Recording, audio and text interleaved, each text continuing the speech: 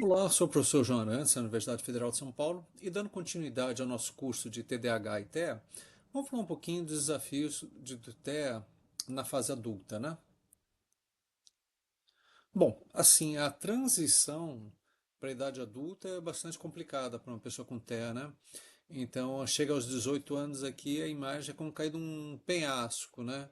Por quê? Porque agora ela entra no mundo adulto e de repente não tem o mesmo suporte que ela tinha ali na adolescência e na infância, né?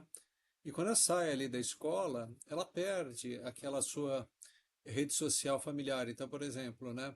Ele vai para uma universidade que fica em uma outra cidade, né? Então perde ali a proximidade do pai, da mãe, dos familiares, né? Bom, para os neurotípicos, às vezes isso aqui é uma época bastante interessante aqui, que faz novos amigos, né? Mas para os autistas aqui isso pode levar a um isolamento, o que é bem chato, né? Porque aumenta o risco de depressão, pode levar a outros problemas de saúde mental, né? Bom, mas em relação à função cognitiva, os adultos tendem a ser estável, né? Mas pode melhorar por quê? Por causa do amadurecimento. Então a pessoa ali ela começa a realizar, desenvolver estratégias de adaptação. Então como é que ela consegue, como é que ela desenvolve estratégias para conseguir lidar com o mundo adulto, né? A linguagem pode melhorar na vida adulta, mas aquelas dificuldades que ela tinha anteriormente, elas podem persistir. Mas, assim, as dificuldades variam, assim, muito entre os autistas, né? Ou seja, dependendo do, como é um espectro, dependendo do grau ali onde a pessoa está, né? Pode ser, as pessoas assim com o autismo mais severo, né, elas podem continuar precisando de apoio, né, seja em casa, ou seja em instituições, né. E os autistas também podem enfrentar desafios, como por exemplo a ansiedade, né? Tem uma ansiedade severa, dificuldade nas tarefas diárias, como se vestir, cozinhar, pagar contas, né? Enfim. E agora, apesar de todas as dificuldades, muitos adultos com autismo vivem de forma independente, né? E o que é interessante aqui é que muitos adultos aqui só vão desenvolver, só vão perceber que têm autismo, né?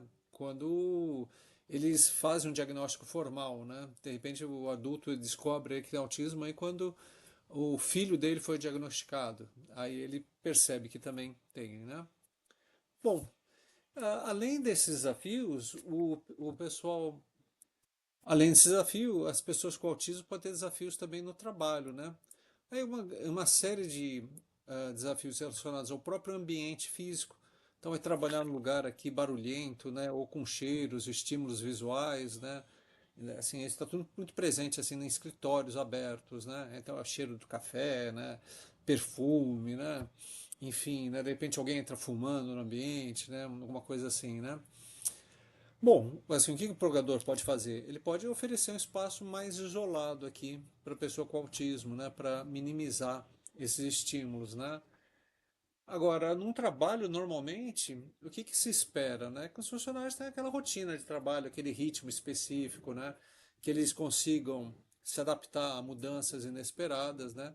E para o autista, isso é um desafio. Essas mudanças são desafios, né? O ritmo pode ser um desafio, né? Enfim, e o autismo geralmente ele tem dificuldade assim, ele fica muito preso nos detalhes e tem dificuldade, por exemplo, de chavear de uma tarefa para outra. Isso pode ser um problema aqui no trabalho, né? Bom, que o empregador pode fazer? Ele pode oferecer flexibilidade aqui, né?